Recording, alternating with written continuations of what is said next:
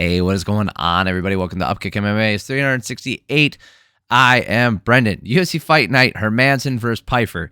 This one took forever, and I know I'm late, but we're going to talk about every fight on the card. We're going to break them down round by round. I don't think I'm going to split this into two videos because I want to get through this. We're going to talk about the fights. We're going to try and go through them fast.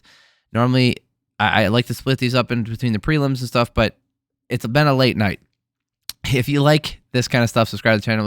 That way you know the next video is coming out, and it helps the channel out, so I'd super appreciate it. Okay, so Jack Hermansson taking on Joe Pyfer. Joe Pyfer stepping up in the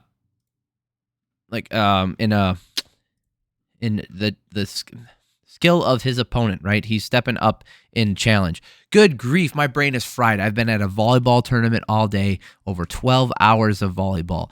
I can't stand it. Love watching the stuff. Love watching my daughter compete. I have no regrets about going. I love doing it. It's just, it takes a lot out of me. Like, it's a long day. 12 hours of doing anything is a long day. And imagine how she feels doing all this stuff. Anyway, okay. That aside, Jack Hermansson, basically defending his ranking. What was his ranking? I want to say 14, 11, 11. Jack Hermansson was ranked 11. He probably will remain at 11. I don't know if he's I don't know if he's going to go up because Joe Pyfer is not ranked. You know, he stepped up in challenge here. And because of that, like, is this really a loss for Pyfer? A little bit, because, he talked, not a big game, but he kind of did. He said, like, I'm going to walk through him. And, like, okay, we're going to break it down. Let's break it down first, and then we'll talk about what's going on. So there's a nice lead hook and low kick from Pyfer, and another one. Hermansson trying to pressure, but just he can't keep the pressure on. He keeps getting pushed back. Those hard low kicks from Pyfer are nasty. Then the hard, stiff jab. Hermansson's looking to throw strikes to keep Pyfer away, not doing damage. It looks weird when he's waiting for him to get tired, It doesn't look like he's trying to hurt him. It looks like he's just trying to wait for him to get tired. Foreshadowing. Low blow from Hermansson. That sucks. No penalty assessed. A right lands from Pyfer, and Hermansson's doing the best to circle on the outside of the cage. Pyfer eyeing him off and then using the left hook to the body. Beautiful stuff.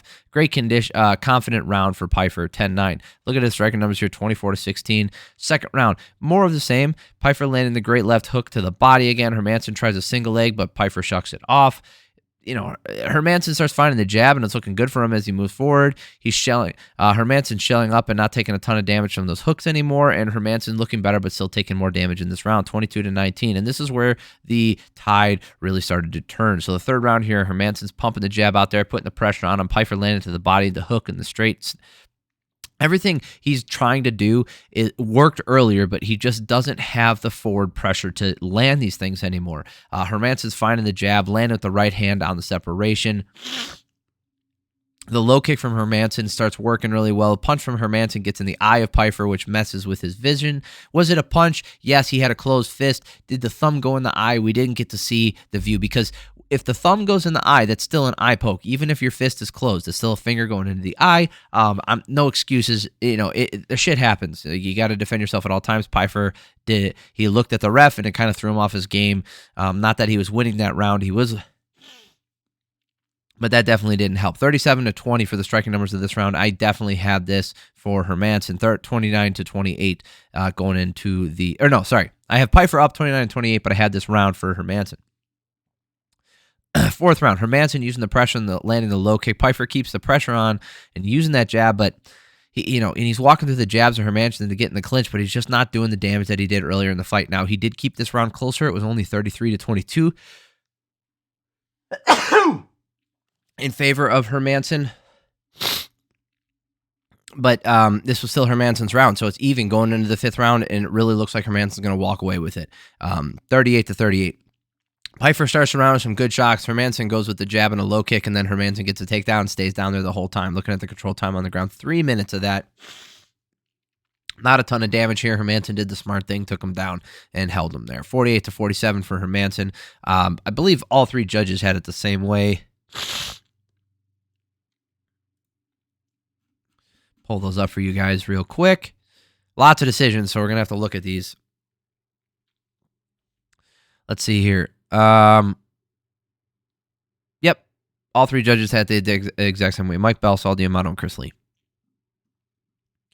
So as far as I'm concerned, Pyfer doesn't lose much from this. Obviously, the talk leading up to it, but there's a cynical way to look at this and say, like, oh man, the guy can't fight for 5 rounds. He can. He just clearly lost something. He did get kicked in the leg quite a bit, and that took him off his game. Another way to look at it is he won 2 rounds. If he was able to sustain that pressure for just one more round, he easily wins this fight. Right? Hermansson can't coast in that last round. He needs to go for the win. So, I don't think it's all bad for him. All right, moving on.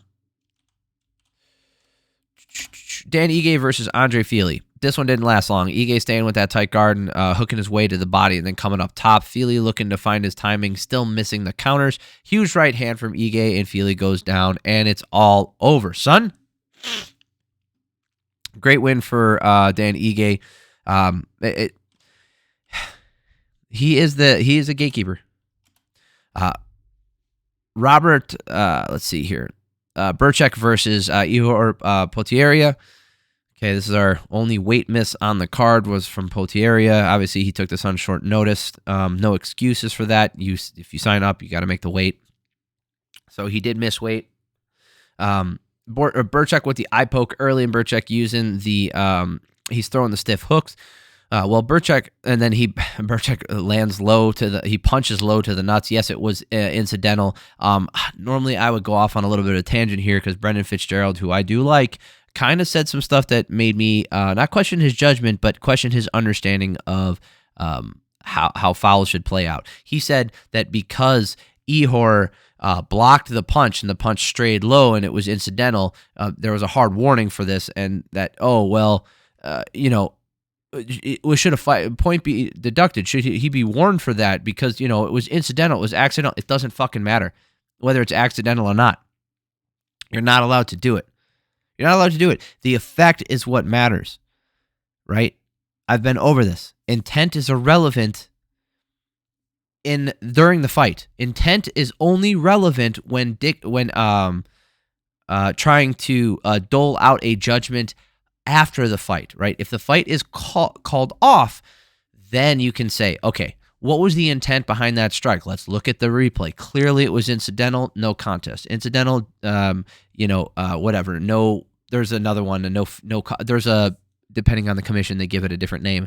But if it looked like he was punching him right in the groin, okay, now it's a DQ. Was it an eye poke? Was it flagrant? Like, there's a lot of different things that can be assessed post-fight to look at how the fight should be called, right? What is the ultimate decision going to be?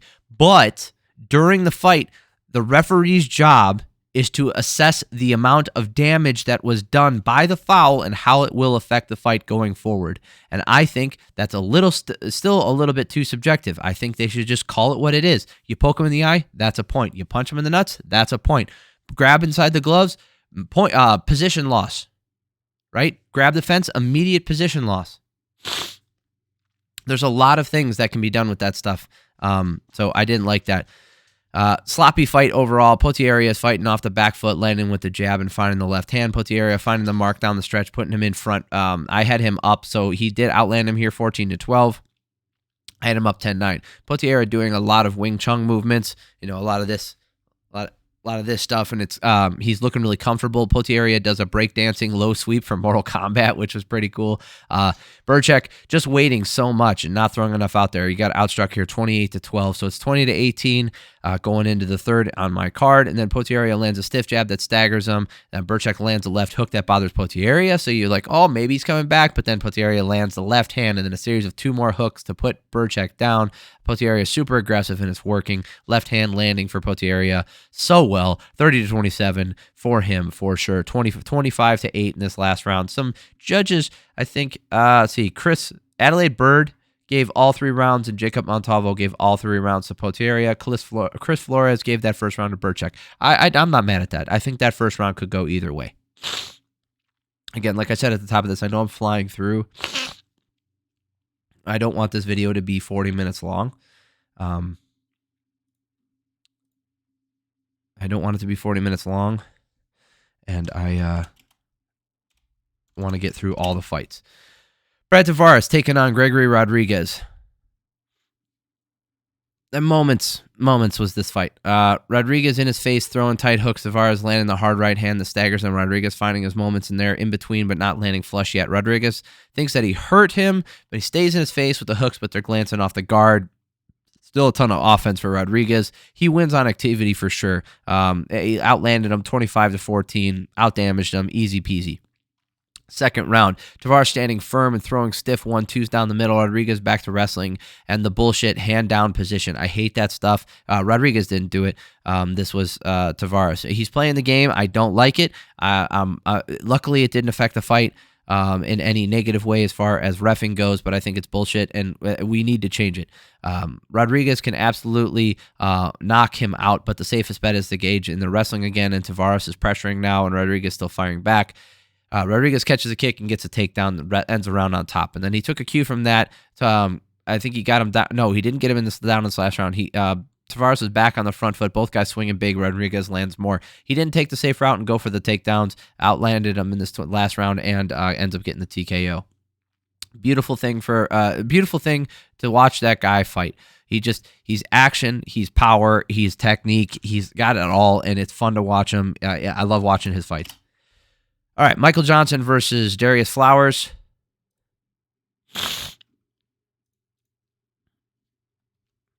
Flowers landing the side kick to the body.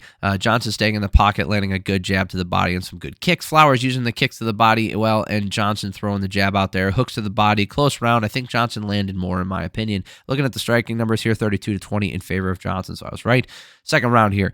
Johnson going to the body hard and landing the lead hook and stumbling Flowers for a second. Flowers finding the uppercut when Johnson dips because of the pressure, just not able to sustain damage. Look at the striking numbers here, 27-7. Low blow from Flowers against the fence, ends up hitting him low. Johnson just looked excellent in this round. Looked like he almost couldn't be touched. Outstruck him by over 20 strikes, or by 20 strikes. 20-18 going to the third. And then Johnson landing a right hand, getting on top. Flowers kicks him off with 50 seconds left. Landed some good shots, but he went for a Kimura. I still have it. I still have it 30-27. But if you gave this last round to Flowers, like I maybe for that last couple shots that he landed and how dominant he looked in the last like literally 50 seconds, but how much of that really landed? How damaging was it? It's a close one. All three judges had it the same way I did. All right, let's go.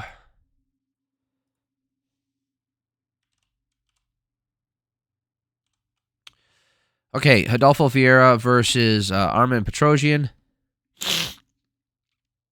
Petrosyan landing the kicks all over to start the fight. Vieira landing the kicks low and well and does a decent job. Vieira going for the takedown multiple times. Vieira doing a good job controlling the legs and working up the body. Petrosyan taps to an arm triangle and then immediately gets up, not knowing that he tapped. There's some confusion there. I don't know if he clarified it post-fight. It looked like maybe he went out as he was tapping and then he didn't realize it. He wasn't protesting too hard. I don't know. It's a Brazilian tap's a Brazilian tap. It sucks when it happens, but luckily, it didn't ruin the fight. I don't think it ruined anything. All right, let's go to the prelims. Trevin Giles versus Carlos Prates. Oh boy. Prates with the kicks up the middle. Giles landing the hard 1-2. Giles finding the mark with some more hooks, punishing the vertical style of Prates. Giles outlanding him using damaging shots in this first round, 35-24 for the striking numbers there. I gave him that round 10-9. Finding some more hooks and straights. Prates using that knee to the body and some more of those front kicks. He's still getting outstruck. Giles was outstriking him, and then a left hand from Prates manages to land and puts Giles out. Yes, he hits hard, but that style is, I think, going to cost him unless he shores some things up. He will be losing decisions going forward and possibly getting knocked out himself. That kind of style looks cool when you're on the winning end of it, but it can get real boring real fast on the other side of it. Bolaji Oki versus Timmy Cuamba. Oh, boy. Oki pressuring forward, Cuamba trying the low kick in the circle, Cuamba and countering the low kicks with the right hands, both guys landing right, and Oki landing the harder jabs. Oki wins the round with jabs, absolutely. 29-9 for sure. He outstruck him, did way better, 10-9. In this 10-9 is the score on my card in this round. Cuamba finding moments, but Oki's backing out of range too fast and they don't land hard. Cuamba gets the single leg after a ton of work. He did enough on the ground to take it. I had him up, so he outlanded him in here 11-10. I don't think there was a significant amount of damage that came back at him, and he out-controlled him on the ground as well. If you gave that round to Oki, that's fine. I think that's fine. Last round here. Oki right back to the jab. Cuamba's landing the 1-2, but he's backing up and they still just don't land hard enough. Oki finally he decides to start fighting with 60 seconds left. Land some good shots. That might have been his strategy. I had a 29-28. I really didn't like the fact that so many of these fights are going to the distance. Looking at the scorecards here. Oh, Mike Bell, Chris Lieben, and Chris Lee. Chris Lee gave the last 2 rounds to Cuamba. Guys, that's a bad card. Chris Lee and Mike Bell. Absolutely, that's fine. I mean, that's how I scored it. It doesn't mean it's right, but Chris Lee, dude, this guy, I'm telling you, he's cost people titles. He's cost people money. This guy is a menace. This guy is horrible. Holy shit. He gave that last round to Cuamba. I don't want to spend too much time on this. We got to keep it moving. We're keeping it moving. That's bad. Go judge it for yourself, but if you want to just trust me, some idiot on the internet, that last round was not close. There was nothing close about that round. That's a horrible scorecard. Horrible. Loma Lookboonme versus Bruna, Brazil. All right. A bit of a... not a snooze fest, but not the most action either. Hard low kicks from both women early. Loma trying with the high ones as well. She was using all three, attacking all 3 levels with those kicks. Brazil looks giant. It's so silly. She's just huge for this division. Loma's kind of small. Loma doing a good job with the hands, getting her range and finish with kicks. She'll throw some hooks, move her way in, and then end with a kick when she's inevitably out of range for her hands. Excellent striking. Loma ends a round with the takedown. Just a proficient round for her. Looking at the striking numbers here, 15-8 in favor of Lookboonme. No, it wasn't a barn burner, but it doesn't need to be to win a round. Brazil finally starts landing the jab in the second round. She should use that reach all day. She's got so much reach. At 5 inches of reach on her, should have used it all day, then immediately stop.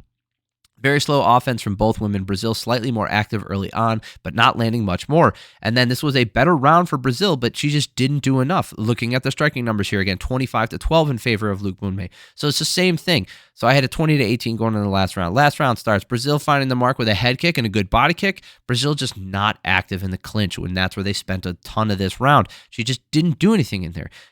This was her best round before they got into the clinch. They get in a clinch, she does nothing. Brazil tries to end the round on top, but they get right back up. And if you like pushing around, then Brazil might have won this round, but she shouldn't have. There's no way she should. 18-8 for striking numbers here. Let's just look and let's see here.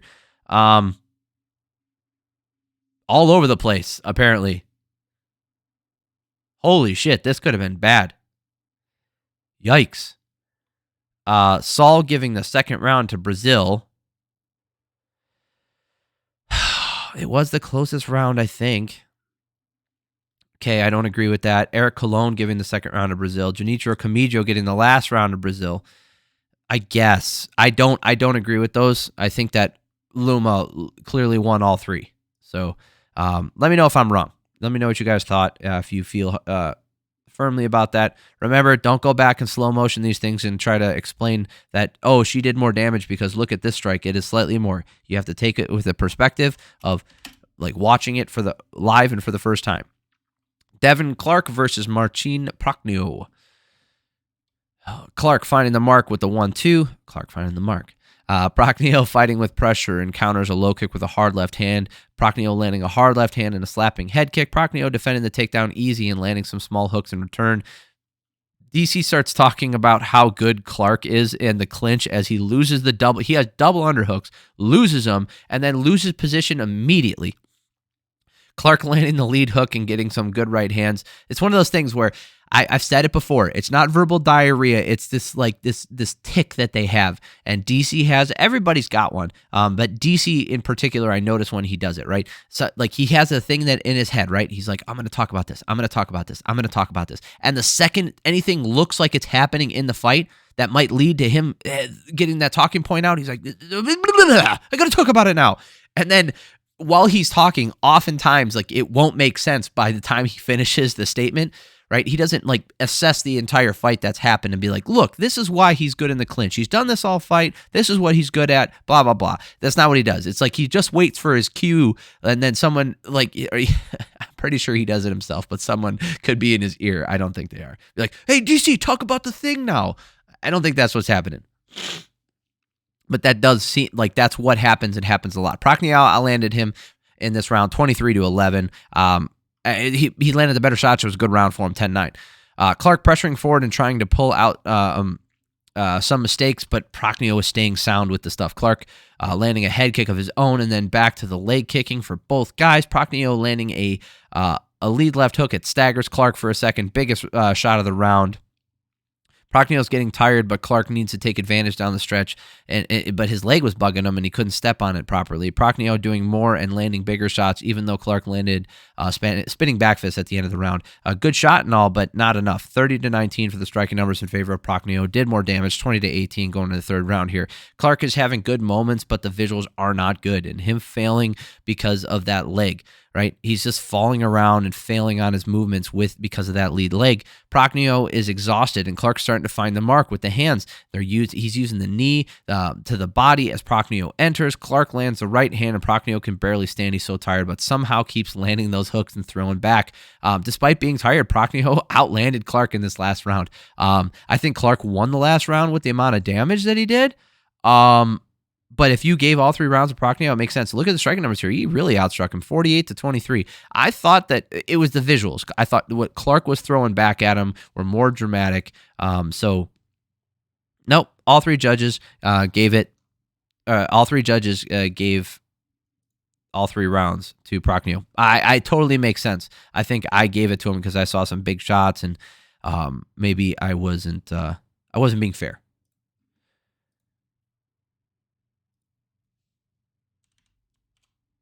All right. Max Griffin versus Jeremiah Wells. Wells is spinning a lot.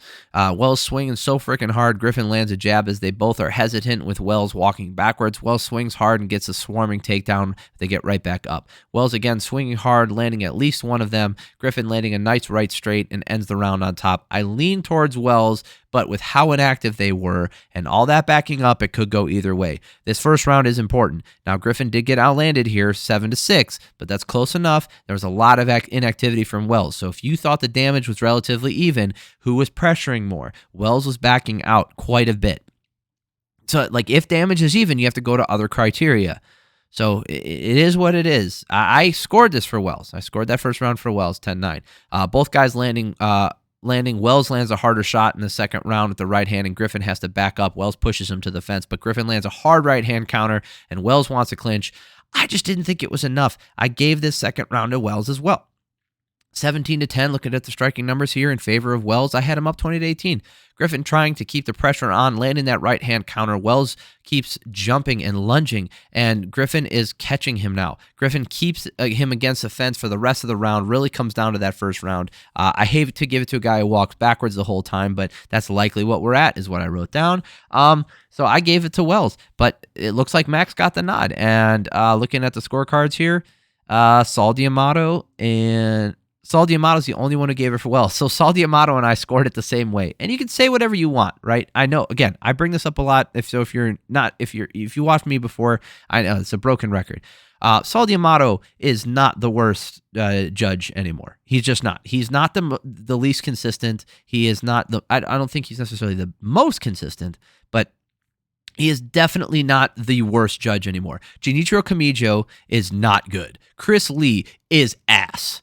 Okay, and then Adelaide Bird, I don't think she judges enough MMA to be allowed to do this shit. Both her and Kamijo gave that first round to Griffin. Again, I don't agree with that. I don't agree with that. I think Wells did more damage, which is the scoring criteria. So I think Saul D'Amato was the voice of reason here. Those aren't horrible scorecards, but I don't agree with them. All right. We are flying. We're going to get this. We're going to get through it together, all right? Zach Puaga versus Bogdan Guskov. Puaga with the low kicks. Guskov not finding his range or timing early, just overextending and swinging hard. Guskov catches Puaga, and then the right hand taking out the equilibrium of Puaga for a second, and then Guskov catches him with the right hand again, then follows up with some really hard, precise shots, some hooks, a little bit of these shovel-type hooks, a little bit straighter than a proper hook, but he lands so many of them in a row, and Puaga's reaching for some legs and just can't grab them, can't recover. Then it's over. Guskov hits hard. He's a little bit unorthodox, so we'll see how fares, how he fares doing that going forward. Fernie Garcia versus Hyder Emil starting with the pressure, throwing some heat and landing hard low kick, and then getting to the back and lift, but right back up. Emil landing some hard straight shots and a 1-2. Garcia down on all fours momentarily. Garcia gets up and lands a nasty left hook, hurting Emil. They stand and trade in the hooks. Emil's getting the better of it. Emil tries for some shitty rear naked choke, but no dice. Garcia gets to the back. Emil ends the round, landing some good knees and kicks to the body of Garcia on the ground. Emil just did way more here, 39-11. Yes, he had his mistakes here, but he just dominated this round. Second round, both guys landing hard as Emil pushes forward. Emil picking them apart on the fence, and Garcia just throwing sloppy hooks, and they had to call it. I don't think that's a bad stoppage. He was still throwing back, but you can't. I don't know how much more of that he could have taken. And that's not the thing. It's like, was he... If they didn't stop it, I understand, but it's not a bad stoppage. Daniel Marcos versus Orochi Long. Okay, nice overhand for Marcos early. Orochi Long counters with low kicks, right hand, and a left hook to the body. Marcos landed harder with some of those right hands and low kicks and knees to the head. Marcos is doing a better job of staying on the outside and landing leading the dance with the strikes. I had him up 10-9. Looking at the striker numbers here, outstruck him 36-22. Second round here, Marcos landing low kicks and follows up with some strikes, and Orochi Long takes a knee. Orochi Long is not active enough to win this with just numbers. Marcos is consistently putting stuff out there, and he's landing. He outlanded him here 45-23, but Marcos kicks him in the nuts. They restart. Orochi Long kicks a cup slightly, and then Marcos kicks Orochi Long in the nuts yet again. Yes, Orochi Long was jumping, but it doesn't matter, again, if it's incidental. The ref says no more accidents, and the points are going to be deducted going forward. Just do it from the start then. This is stupid. They're fighting sloppy, just stupid. The fight ends up getting called off. This is our second no contest of the year. One due to an eye poke. This is our first no contest due to a nut shot this year. Real quick, we can just go through them because there was lots of fouls. So far this year, there have been 7 total net low blows. Of that, no, there haven't. There's actually been 8. Of that, 5 of them were wins. So with a winning percentage of 71.4, there's been 1 point deduction from the 8 fouls. Let's see here. There's been no fence grabs, no egregious fence grabs so far this year. Eye pokes. We've got 4 total eye pokes with 2 wins and with a winning percentage of 66.67. I don't count no contest, and that's either a win or a loss. Let's see here. We got 1 knee to the head of a grounded opponent or kick to the head of the grounded opponent. But the one I want to talk about is the weight misses. We currently have had 4 weight misses this year, and 3 out of those 4 have been wins. So 75% win rate for the guy who misses weight. So that is what's going on this year. I appreciate y'all. I know you're probably not watching this tonight because the Super Bowl is on, but if you watch this tomorrow, I appreciate you. Subscribe to the channel. That way the next video is coming out. Again, thank you guys so much. I know this was a little bit more unorthodox. I normally split these 2 videos up, but I appreciate y'all for stopping by. Have an amazing week. Love y'all.